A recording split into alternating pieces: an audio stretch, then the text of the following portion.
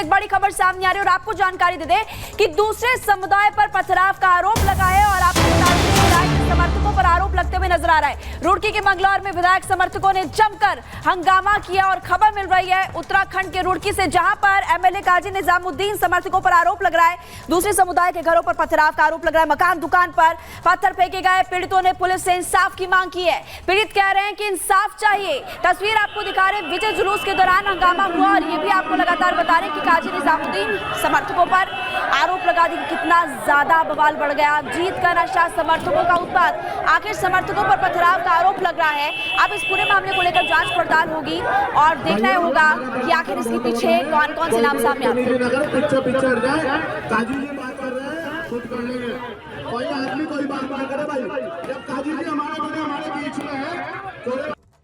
कुछ लोगों के द्वारा जुलूस की शक्ल में एक अति उत्साह में आकर दूसरे लोगों को परेशानी खड़ी की गई है और इस संबंध में तहरीर प्राप्त हुई है, अभियोग पंजीकृत किया गया है और उनके विरुद्ध आवश्यक कार्रवाई अमल में लाई जा रही है। वीडियो जो वायरल हो रहा है सर, उसमें कुछ आपको जानकारी होगी? अभी वीडियो के बारे में जानकारी की जा रही है कि वीडियो के तथ्य क्या हैं और उसमें जो भी घटनाक्रम घटित होना पाया जाएगा उसके आधार पर सभी संबंधित के विरुद्ध आवश्यक कार्रवाई की जाएगी। और इसी खबर पर हमारे संवाददाता रतन नेगी हमारे साथ जुड़ गए हैं। रतन, निजामुद्दीन ने चुनाव जीत लिया लेकिन समर्थक बेकाबू हो गए और इस कदर बेकाबू हो गए कि घरों में पत्थर फेंक रहे हैं, ईंट फेंक रहे हैं। अब जनता को इंसाफ कहां से मिलेगा? देखिए, अगर हम मंगलौर विधानसभा सीट की बात करते हैं तो चुनाव के दिन भी जब उपचुनाव के लिए वहां जनता वोट डाल रही थी तब भी वहां पर बवाल हुआ था। जैसे तैसे बवाल को पुलिस प्रशासन ने शांत किया था। मंगलौर विधानसभा की अगर हम बात की जाए तो 50% से अधिक वहां पर मुसलमान हमारे भाई लोग वहां पर रहते हैं और उसके बाद अनुसूचित जनजाति के भाई भी 20% और हिंदू व तमाम लोग वहां पर रहते हैं। लेकिन जो परिस्थिति है, महज 449 वोटों से जब निजामुद्दीन ने यह चुनाव जीता वहां पर, तो निश्चित तौर से उसका उनके जो समर्थकों में थे एक उत्साह था, एक जोश था। वो जोश के दौरान उन्होंने रैली निकाली और रैली के दौरान उनके जो समर्थक थे वो आप यहाँ पर खो आए। दूसरे समुदाय के लोगों के ऊपर पत्थर फेंकने की शिकायत यहाँ पर तक आई। वो तस्वीरें लगातार सोशल मीडिया पर वायरल हो रही है। पुलिस ने सांप्रदायिक दंगा ना भड़के इसके तमाम वहाँ पर प्रयास किए। यहाँ तक कि पुलिस के जो कांस्टेबल है, जो सहयोगी है, उन पर तक हाथ यहाँ छोड़ने की नौबत आई। लेकिन उसके बाद भी मामला शांत कराने की कोशिश की गई। लेकिन जब यह मामला शांत नहीं हुआ तो अब पुलिस ने अज्ञातों के खिलाफ इस पर मुकदमा दर्ज कर लिया है। तो निश्चित तौर से एक बड़ी घटना यहाँ पर है। इस वक्त जो मंगलौर का वातावरण है वो यहाँ पर काफी खराब हो रखा है। पुलिस प्रशासन के आगे भी एक बड़ी चुनौती है, क्योंकि अगर उपचुनाव जिस दिन यहाँ पर हो रहा था उस दिन भी यहाँ पर यह हंगामा बरपता हुआ नजर आया था। और अब की बात की जाए तो चुनाव जीतने के बाद जब निजामुद्दीन के समर्थक रात लगभग 10 बजे की यह घटना है, तब जिस तरह से उनके समर्थक आबू हो गए, जिस तरह से जानकारी आप दे रहे हैं फिलहाल के लिए आपका बहुत शुक्रिया। इसी बीच अपने दर्शकों को यहाँ पर तस्वीरें दिखा देते हैं। जीत का नशा किस कदर समर्थकों पर भारी पड़ रहा है। एमएलए के समर्थकों का उत्पात आप देखिए। जीतने के बाद एमएलए काजी निजामुद्दीन जैसे ही चुनाव जीत जाते हैं उसके बाद यहाँ पर ये भीड़ बेकाबू हो जाती है। पुलिस को यहाँ पर लाठी डंडों का इस्तेमाल करना पड़ता है। लेकिन आप देखिए यहाँ पर पुलिस कर्मियों की संख्या कम दिख रही है लेकिन ये समर्थकों की संख्या ज्यादा है, बेकाबू है। विजय जुलूस के दौरान ये हंगामा हुआ। लगातार भीड़ आगे बढ़ने के लिए पुलिस को भी धक्का दे रही है। यहाँ पर जो रस्सियां बल्लियां लगाई गई थी उनको भी हटाया जा रहा है। अब आप इसको देखकर अंदाजा लगाइए, जहां तक आपकी निगाह जाएगी वहां सिर्फ ये समर्थक ही दिख रहे हैं उत्पात मचाते हुए, पुलिस के साथ भिड़ते हुए।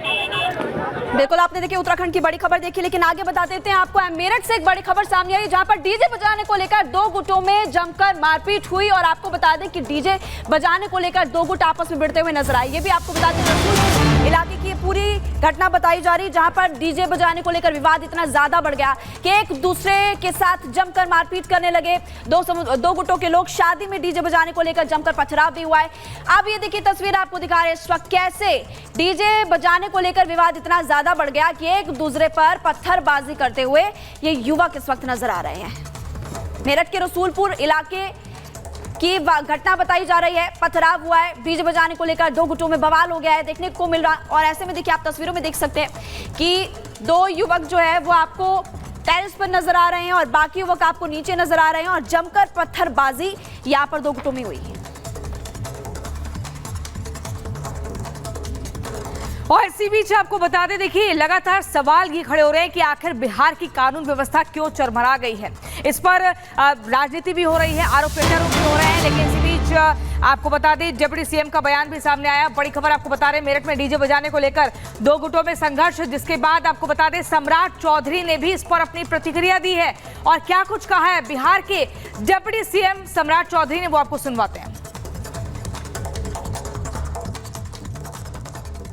मुकेश सहनी जी के पिताजी की हत्या अत्यंत ही दुर्भाग्यपूर्ण है, दुख का विषय है, खेद का विषय है। लेकिन मैं सरकार की तरफ से जरूर स्पष्ट करना चाहता हूँ कि शीघ्र कार्रवाई किया जाएगा और जो भी दोषी होंगे इसके तुरंत इनको सलाखों के अंदर डालने का काम किया जाए। सरकार पूरी तरह मुस्तैदी से मुकेश सहनी जी के परिवार के साथ खड़ा है और शीघ्र से शीघ्र कार्रवाई की जाएगी। मुकेश सहनी जी के पिताजी की हत्या अपने आप में दुखद विषय हम लोगों के लिए।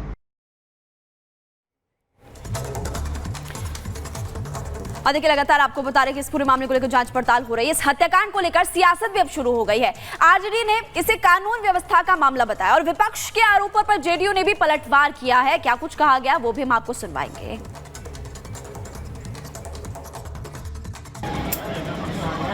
आज सुबह सुबह बिहार से एक अत्यंत ही दुखद और मर्माहत करने वाला खबर सामने आया है।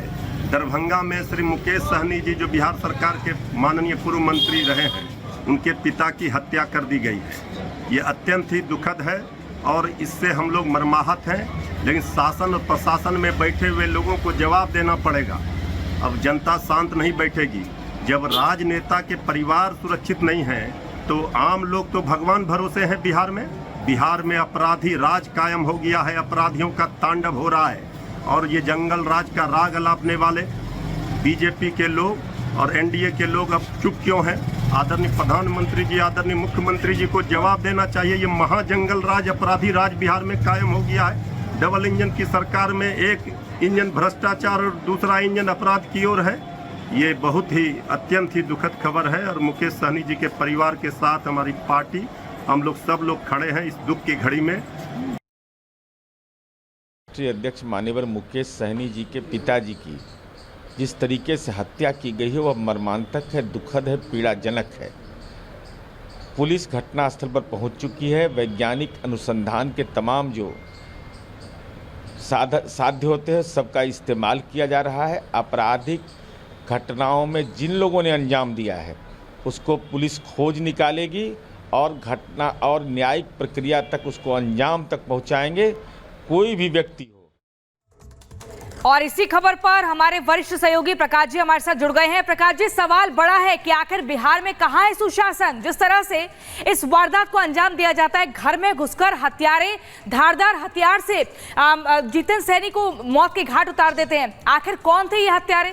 टारगेट किसके टारगेट पर थे? कितने लंबे समय से? और इनकी गिरफ्तारी कब होगी? सवाल ये भी है कि क्या अब महाजंगल राज का अलार्म बिहार में बज चुका है?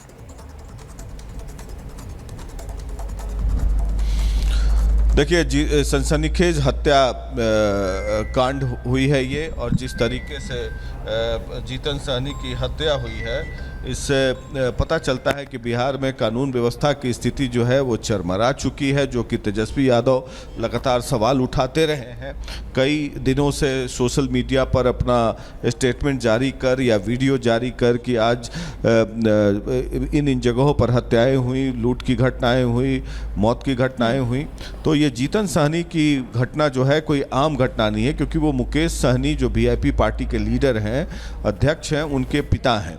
और जैसे अपराधियों ने घर में घुसकर एक धारदार हथियार से उनको मार दिया, ये बताता है कि हत्यारों का और अपराधियों का मनोबल किस तरीके से बढ़ा हुआ है, क्योंकि कानून का डर भय कुछ है नहीं। अब पुलिस ने जांच टीम गठित कर दी है, एसआईटी टीम गठित कर दी गई है, जो कि इस पूरे हत्याकांड की जांच करेगी। जगह जगह पर रेड्स चल रहे हैं दरभंगा और आसपास के इलाकों में, ताकि जो अपराधी हैं उनको दबोचा जा सके। एग्जैक्ट कारण जो है वो पता नहीं चल पाया है। जहां तक पुलिस जो है प्रथम दृष्टया यह बता रही है कि ये चोरी की घटना हो सकती है। जो चोर हैं या अपराधी हैं वो चोरी के मकसद से घर के अंदर घुसे, क्योंकि मुकेश सहनी एक व्यावसायिक बैकग्राउंड से आते हैं, तो उनको लगा होगा कि कुछ पैसे वैसे होंगे, लेकिन वैसा कुछ मिला नहीं, क्योंकि जीतन सहनी जो है वो साधारण व्यक्ति थे, गांव में ही रहते थे, जबकि मुकेश सहनी का मुंबई में, पटना में, हर जगह घर है। दूसरी कारण ये हो सकती है कोई आपसी अदावत हो सकती है।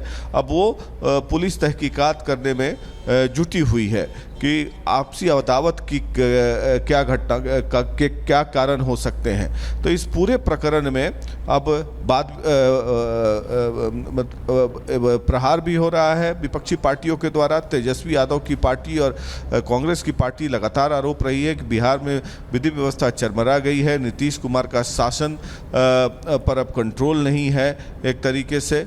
और जहां तक कि जेडीयू और बीजेपी की बात है, सभी ने कहा है कि अपराधियों को हम लोग जल्द से जल्द दबोचेंगे और पूरे दिन इस प्रकरण पर हंगामा होने की उम्मीद है, क्योंकि मुकेश सहनी एक निषादों के लिए लड़ाई लड़ रहे हैं और निषाद के नेता के रूप में उभर रहे हैं, जो कि जिसका वोट बैंक 3.5% है और अति पिछड़ी समाज से आते हैं।